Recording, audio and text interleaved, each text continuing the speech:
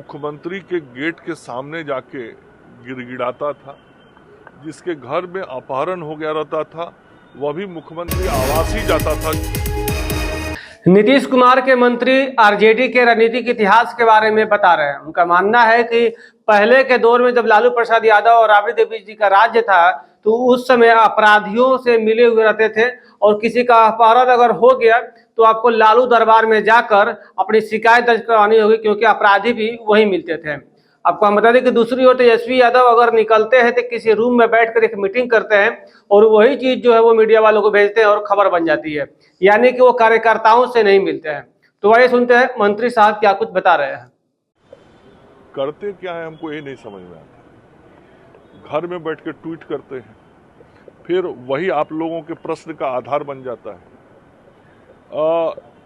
घर से निकलते हैं तो किसी कमरे में जाके मीटिंग कर लेते हैं, फिर वहां से एक समाचार भेज देते हैं, वो आप लोग के माध्यम से समाचार बन जाता है।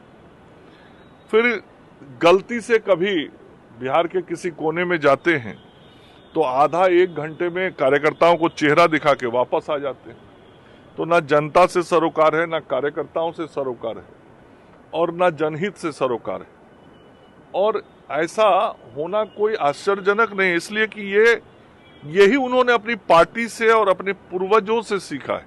मतलब पूर्वज मतलब जो उनके पार्टी के वरिष्ठ पुराने नेता हैं, और चाहे उनके पार्टी के राष्ट्रीय अध्यक्ष जी हों, पूर्व मुख्यमंत्री राबड़ी जी हों या अन्य नेता जिनके सानिध्य में वो राजनीति करना सीखे और आज राजनीति कर रहे, सबने ऐसा ही किया। बिहार की जनता को ठगा है, बिहार की जनता को मूर्ख बनाया, बिहार की जनता को अपराधियों के शरण में लेके चले गए, ये भी वही करने में लगे हुए हैं।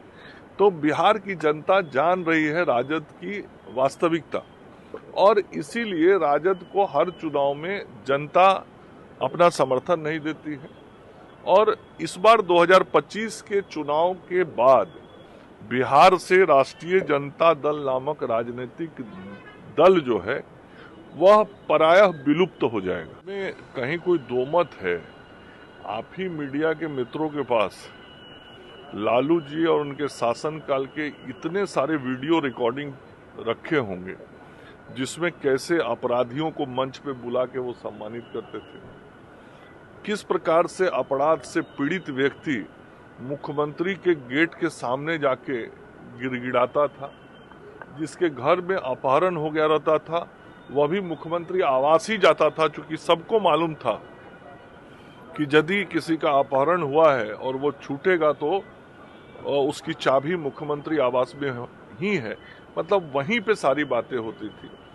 तो पूरा अपराध जो है वो एक प्रकार से राजनीतिक स्वरूप ले लिया लालू जी और राबड़ी जी के कार्यकाल में। तो ये तो सत्य है।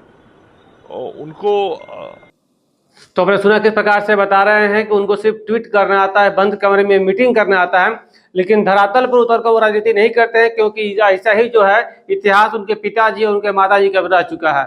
वो लोग भी धरातल पर कभी नहीं उतरे हैं, अपराधियों के साथ मिलकर जो है सरकार चलाने का काम करते थे, और अब जो है तेजस्वी यादव भी यही काम करना चाहते हैं कि अपराधियों के साथ मिलकर बिहार में सरकार चलाना चाहते हैं।